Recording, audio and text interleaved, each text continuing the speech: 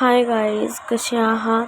तर माझा खूप दिवसानंतर तुम्हाला ब्लॉग बघायला भेटेल. इकडे बघा, साऊचे पप्पा आणि साऊ खेळत होते आणि त्यांनी आणलं होतं दूध आणि संध्याकाळचे वाजले होते 4.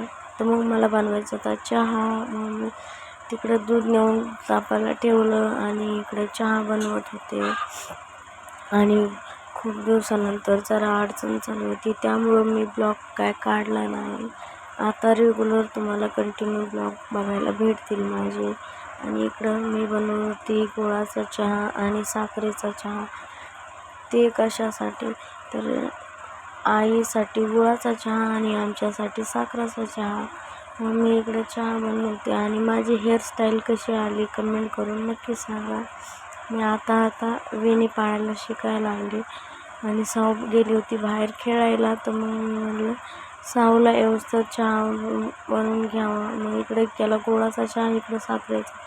साऊच्या पप्पाला मी चहा नेऊन देत होते, तर ते मला हसले की चहा बनवला म्हणून. आणि इकडं आली होती साऊ पण आली आणि तिला खायचं होतं बिस्किट. तर मग मी तिला बिस्किट दिलं आणि मी पण चहा घेतला आणि पेले.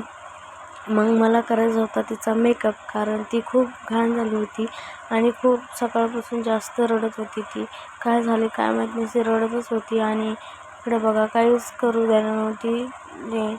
मांडीसुद्धा बरोबर बसणं नव्हती, नसती इकडं तिकडं काय करत होती. मग मी तिला मेकअप करून तिच्या पप्पाकडे दिलं आणि मी करत होते इकडं. म्हटलं पोळ्या वगैरे करून घ्यावा. मग मी इकडं पोळ्या बनवत होते आणि मी बनवत होते आज 3 पदरी पोळी. म्हणजे फर्स्ट टाईम बनवत होती मी ती शिकवली होती, सांगितलं होतं माझ्या मम्मीने.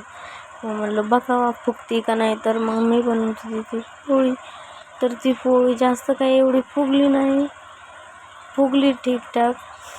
मग बनवली पोळी आणि तिकडं डाळ पण शिजायला टाकली होती आणि तिकडं भात पण झाला होता.